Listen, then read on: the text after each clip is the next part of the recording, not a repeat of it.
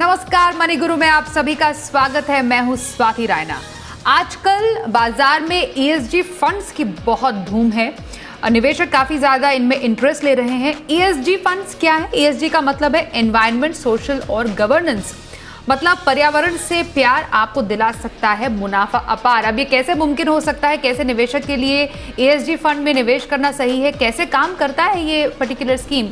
इस पर आज हम एक डिटेल चर्चा करने वाले हैं और खास मेहमान जो आज हमारे साथ शो में शामिल है, परिचय करा दे। विवेक बजाज, को फाउंडर स्टॉक एज। विवेक, बहुत स्वागत है आपका शो में। नमस्कार, कैसे हैं आप? तो क्या खास चर्चा आज हम विवेक से करने जा रहे हैं? बहुत बढ़िया सर। सबसे पहले शो में क्या खास है उस पर एक चर्चा कर लेते हैं। आज हम जानेंगे क्या है ESG फंड, कैसे आप कर सकते हैं इनमें निवेश, ESG फंड में किसे और कितना निवेश करना चाहिए, भारत में ESG फंड का बाजार कितना बड़ा, क्या नए निवेशक को ESG फंड में निवेश करना चाहिए।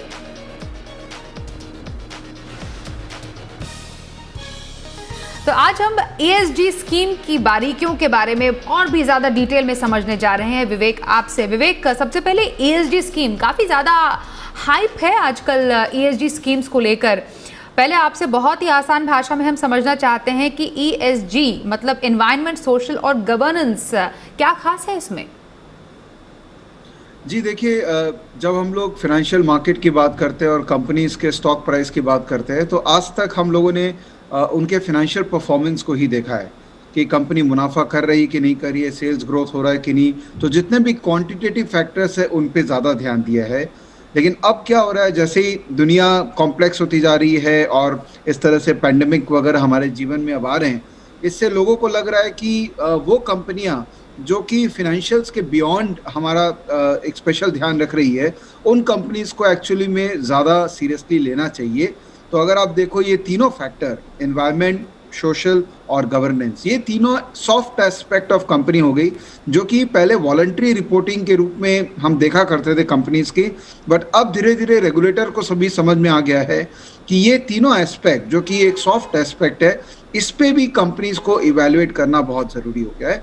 तो मुझे लगता है कि ये जो पेंडेमिक करंटली जो कोविड-19 का सिचुएशन आया है, इसके अंदर में भी ज़्यादा ये थीम प्रोमिनेंट हो रही है, बिकॉज कई ऐसी कंपनीज उभर के आई हैं जो मैक्रो लेवल पे इन सब एस्पेक्ट्स पे काम कर रही हैं और नए set of investors in companies में इन्वेस्ट करने में ज़्यादा इंटरेस्टेड हो गए। ओके। तो जैसे हम कंपनीज में देखते थे कि CSR एक्टिविटीज होती थी, सोशल रिस्पॉन्सिबिलिटी ऑब्लिगेशन के तहत, वैसे ही जैसे आपने राइटली पॉइंट किया ESG के बारे में, जो कि एनवायरनमेंट, सोशल और गवर्नेंस से है। अब यहाँ पर ये समझना ज़रूरी है कि अगर हम ESG को देखें तो ग्लोबली तो ESG लगभग $40 ट्रिलियन की इंडस्ट्री है। लेकिन अगर हम भारत की बात करें तो ESG फंड की अभी अभी शुरुआत हुई है। ये एक कंपैरेटिवली नया कॉन्सेप्ट है। ग्लोबली अगर हम देखें ESG को तो वहाँ पर कितना बड़ा इसका एक कह सकते हैं कि साम्राज्य फैला हुआ है, और भारत में इसको बकअप होने में या इसको फैलने में या लोगों तक पहुँचने में और कितना समय लग सकता है?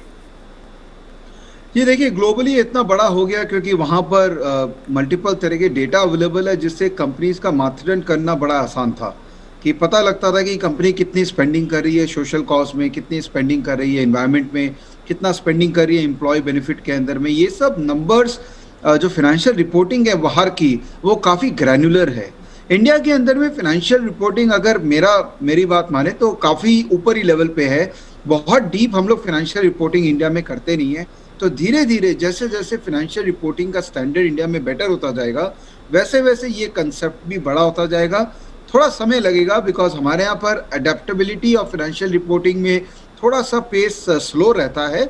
बट जैसे जैसे रेगुलेटर इसको कंपलसरी करते जाएंगे, जैसे मैंने पढ़ा था कि सेबी ने अभी वॉलंटरी इस साल कर रखा है करीबन 1000 लिस्टेड कंपनीज का ESG रिपोर्टिंग, जो कि नेक्स्ट ईयर से वो शायद मैंडेटरी हो जाएगा। तो अगर इस तरह से डेटा और कैप्चर होने लग गए तब फिर इवैल्यूएट करना इजी हो जाएगा कंपनीज को, और फिर वैसे इन्वेस्टमेंट करना रिलेटिवली ईजियर हो जाएगा।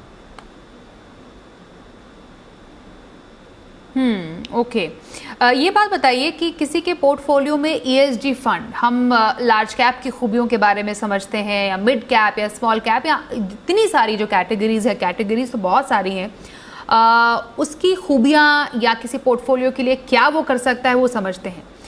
पोर्टफोलियो में ईएसजी फंड क्या कमाल कर सकता है, ये निवेशकों के लिए बहुत ही आप आसान भाषा में ज़रा बताएं जिससे उनको समझ आए कि हाँ ये फंड है जो कि पोर्टफोलियो में अगर शामिल करना चाहिए तो किया जा सकता है। देखिए, आज के रेट में जो ईएसजी फंड्स जैसे जो एसबीआई मैग्नम ईएसजी फंड है या एक्सेस ईएसजी फंड है, यही दो बड़े लार्ज फंड है आज की डेट में। तकरीबन दोनों मिला के 4500 करोड़ मैनेज करते हैं।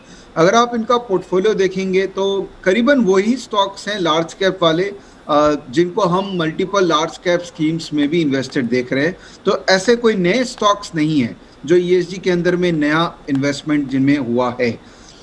लेकिन having said that, typically ESG में जो कंपनीज इन्वेस्ट होती है उनके कॉर्पोरेट गवर्नेंस के स्टैंडर्ड्स बहुत हाई होते हैं, उनमें स्टॉक प्राइसेस में वोलेटिलिटी होने के चांसेस बहुत कम होते हैं। तो अगर आपको long term sustainable asset class अपना म्यूचुअल फंड का पोर्टफोलियो में ऐड करना है तो मुझे लगता है कि थोड़ा पोर्टफोलियो एलोकेशन ईएसजी फंड्स में करने में कोई हानि नहीं है, बिकॉज इसमें जो स्टॉक्स है वो तकरीबन वही बड़े स्टॉक्स हैं जिनका कॉर्पोरेट गवर्नेंस हमको पता है कि मोटा मोटी अच्छे ही कॉर्पोरेट गवर्नेंस है उनके। ओके, आपने कुछ यहाँ पर फंड्स की बात की है, मैं थोड़ा चाहती हूँ आप इस पर थोड़ा सा और इलेबोरेट करें। जैसे SBI magnum equity ESG fund है, एक्सिस ईएसजी इक्विटी फंड या quantum India ESG equity fund है।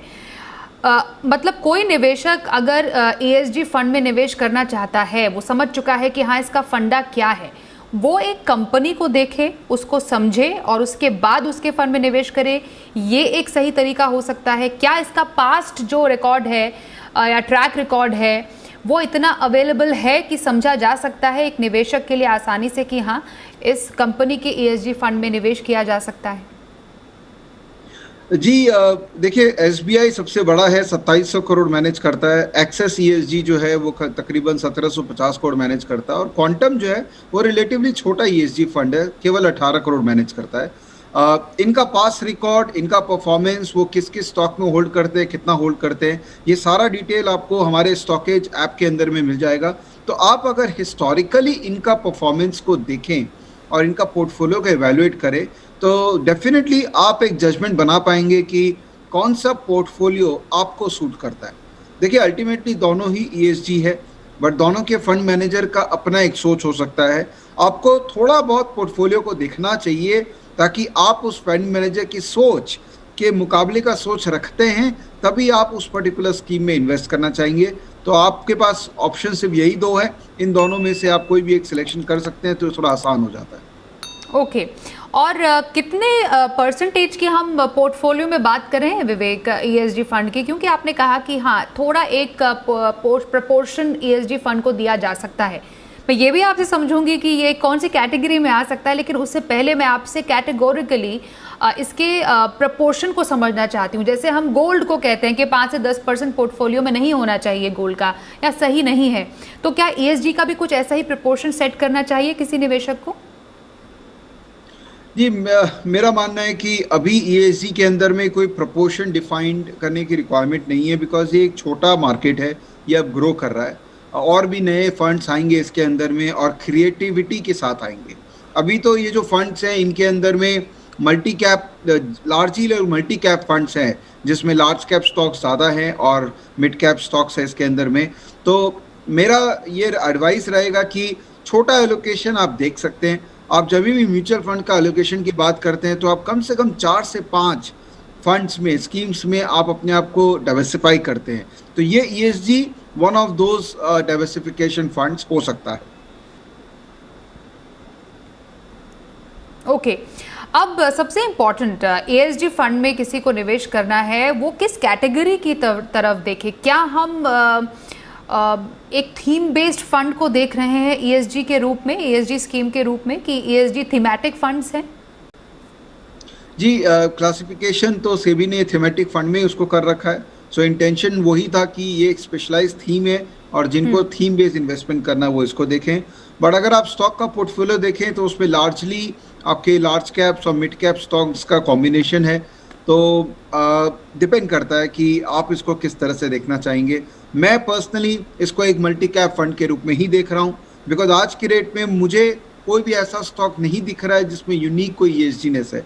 धीरे धीरे मुझे लगता है कि और इनोवेशंस आएंगे और नए कैटेगरी ऑफ स्टॉक्स आएंगे जो कि शायद मल्टी कैप स्कीम्स के अंदर में नहीं होंगे और ESG के अंदर में ही होंगे।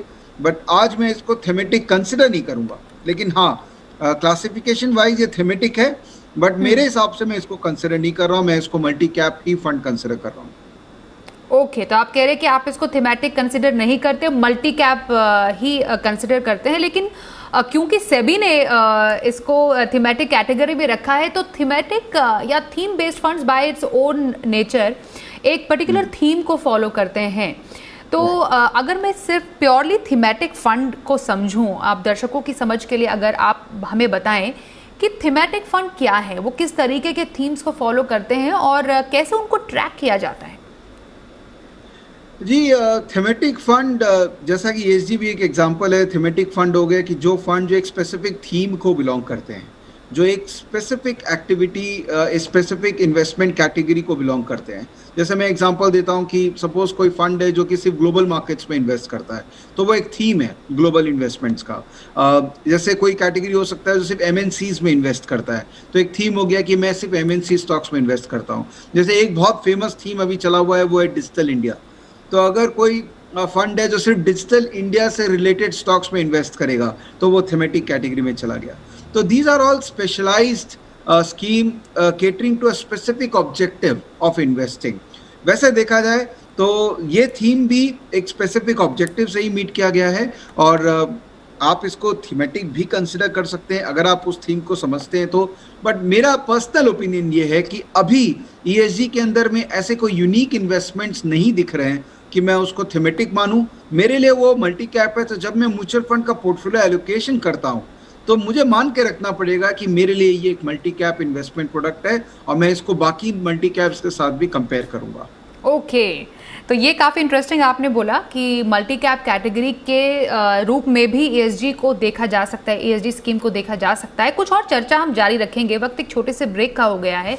ब्रेक के बाद स्पेसिफिकली नए निवेशक के नज़रिए से समझेंगे कि ESG फंड क्या है नए निवेशक के लिए। जारी रहेगी चर्चा, देखते रहिए मनी गुरु।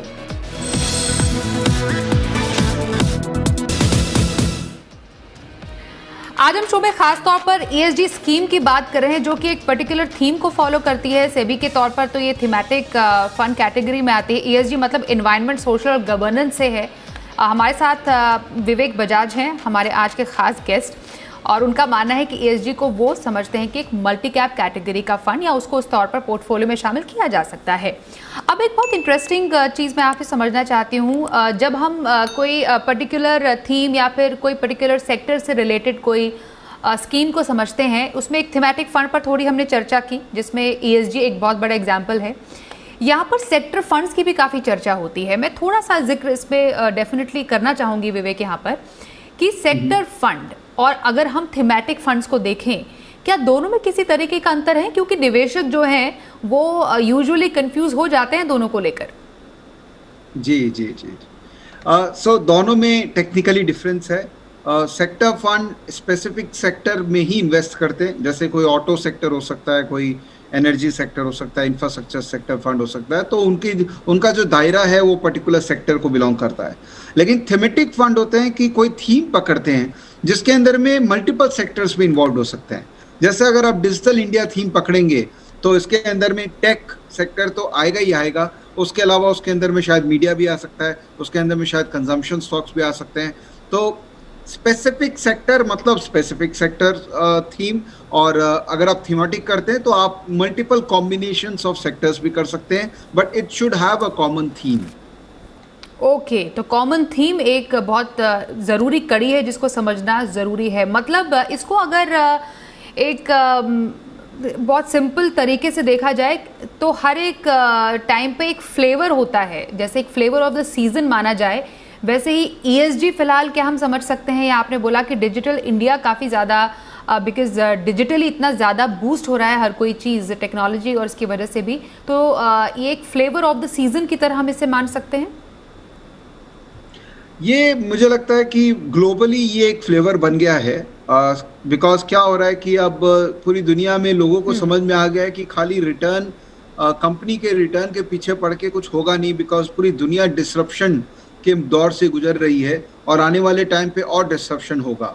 तो लॉन्ग टर्म सस्टेनेबल कंपनी जिनका कॉर्पोरेट गवर्नेंस अच्छा होगा, जो सोसाइटी में अच्छा काम भी कर रहे हैं, जो अपने एम्प्लॉय का ध्यान रख रहे हैं, अपने डीलर्स का ध्यान रख रहे हैं, मतलब वो जो बातें होती है ना, जो सॉफ्टवेयर एस्पेक्ट्स है लाइफ के, वो सारी चीज़ों पे जो कंपनी ध्यान रखेगी, माना जा रहा है कि वही कंपनी लॉन्ग टर्म रहेंगी। और अगर लॉन्ग टर्म कंपनी चल पाएगी और डिस्ट्रप्शन को बीट कर पाएगी, तभी हमारा पैसा सेफ भी है। तो इसीलिए दुनिया भर में फंड मैनेजर्स अब इस तरह की कंपनीज में इन्वेस्ट करने का एक रोड मैप बनाए हैं। और इंडिया में क्योंकि ये चालू हुआ है, मुझे लगता है इसका फ्यूचर बहुत अच्छा है।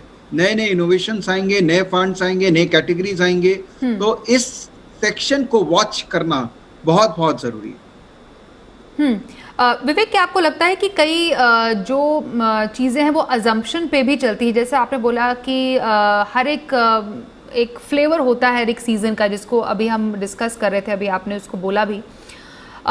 तो क्या रिस्की भी हो सकता है अगर हम एक पर्टिकुलर टाइम में देखें? हो सकता है कि आजकल के टाइम में कोई पर्टिकुलर थीम चल रही हो, आने वाले सालों में वो थीम उतनी फेमस ना रहे।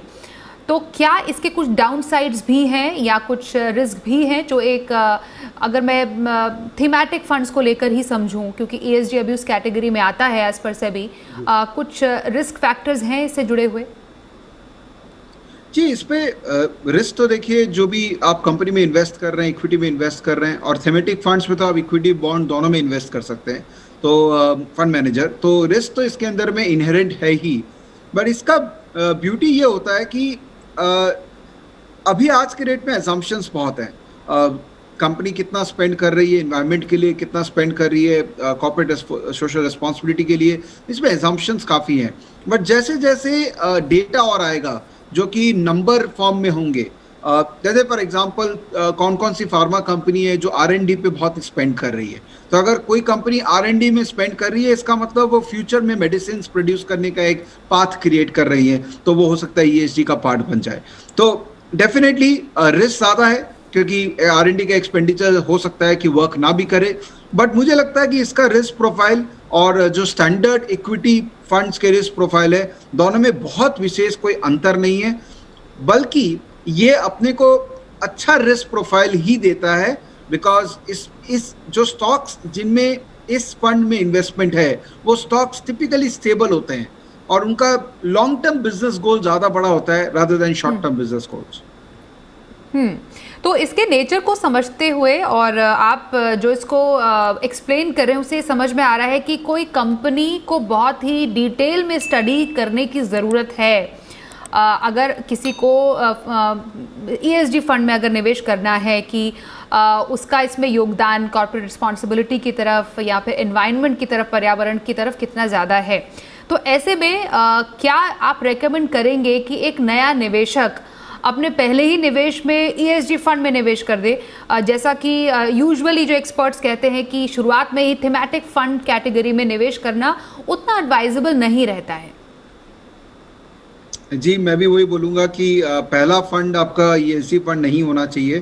पहला का फंड तो आपका large cap, mid cap fund जो होते हैं, उनको आपको देखना चाहिए, क्योंकि उनमें रिटर्न भी ज़्यादा आता है और उनमें SIP करना आई थिंक सबसे इफेक्टिव स्ट्रैटेजी है म्यूचुअल फंड के अंदर में। और ESG फंड या कोई भी थेमेटिक फंड जो है, वो आपके फॉलो ऑन फंड को ऐड करने का एक माध्यम हो सकता है। और एक और बात मैं कहना चाहूँगा स्वाति जी कि हर इन्वेस्टर को जिस फंड में इन्वेस्ट करना है, एक बार उस फंड का पोर्टफोलियो ज़रूर देखना चाहिए। कौन से टॉप 10 स्टॉक्स है जो कि वो फंड होल्ड करता है, उससे आपको उस फंड का आइडिया लगता है। हमारे स्टॉकेज ऐप के अंदर में वो इन्फॉर्मेशन पूरी दी हुई है। इन्वेस्ट करने से पहले एटलीस्ट एक आइडिया लगाइए कि किस तरह के स्टॉक्स में इन्वेस्टमेंट फंड मैनेजमेंट कर रहा है। उसी के हिसाब से फिर आपका पर्सनालिटी और उनका पर्सनालिटी अगर मर्ज कर जाता है, तो वो सबसे इफेक्टिव इन्वेस्टमेंट स्ट्रैटेजी है। आप रेकमेंड करेंगे विवेक कि एक ESG फंड में निवेश एक लंबी अवधि के लिए किया जाना चाहिए? आपने बोला कि SIP एक बेहतरीन स्ट्रैटेजी होगी ESG जैसी स्कीम में निवेश करने की। क्या वो एक लंबी अवधि को देखते हुए निवेश करे? कैसे लक्ष्य को ध्यान में रखते हुए ESG जैसी स्कीम में निवेश करना, जो कि एक थीमेटिक बेस्ड फंड है, उसमें निवेश किया जाना चाहिए? जी, ESG या कोई भी थीमेटिक फंड में बहुत लंबे अवधि के लिए ही इन्वेस्ट कर सकते हैं, बिकॉज कब कौन सा थीम प्ले करेगा और उस समय उसका क्या एडवांटेज आएगा, वो आज के रेट में टाइमिंग करना बड़ा मुश्किल है। तो अगर आप किसी भी थीमेटिक फंड या किसी भी सेक्टर फंड, क्योंकि मैं थीमेटिक और सेक्टर को एक ही अगर दायरे में रखूं, एक ही थॉट प्रोसेस में रखूं, तो कौन सा सेक्टर कब चलता है पता नहीं है, एक बिजनेस साइकिल पे वो डिपेंड करता है। तो अगर आप वो नहीं करना चाहते हैं तो सिंपल डाइवर्सिफाइड इक्विटी फंड्स में जाना चाहिए। बट अगर आपके पास लंबी अवधि में पैसा डालने का स्कोप है कि आप 20 साल 25 साल तक SIP कर सकते हैं, तो फिर ये थीमेटिक और स्पेशलाइज्ड फंड्स आपके लिए बहुत अच्छे हैं। मैं एक बार फिर से शो के एंड में आपसे जानना चाहती हूँ, ऐसे कौन से ESG फंड है भारतीय बाजार के जो आपको पसंद है?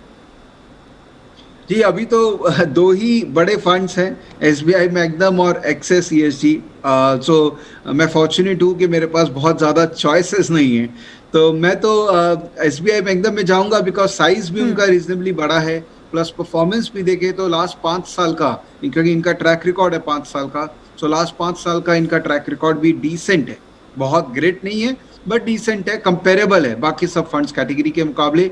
तो मैं तो SBI में ही जाना चाहूँगा, और अगर हो सके तो मैं SBI और एक्सेस में दोनों में ही इक्वली डिस्ट्रीब्यूट कर दूंगा। ओके, तो बहुत शुक्रिया ESG फंड के बारे में दर्शकों को बताने के लिए, उसकी बारीकियां समझाने के लिए, कौन निवेश कर सकता है और कौन से लक्ष्य के लिए या कितनी अवधि के लिए निवेश किया जाना चाहिए ESG फंड में, ये आपने अच्छे से समझाया विवेक, बहुत शुक्रिया। तो मनी गुरु में आज के लिए बस इतना ही। वक्त एक ब्रेक का हो गया है, खबरों का सिलसिला जारी रहेगा, देखते रहिए जी बिजनेस।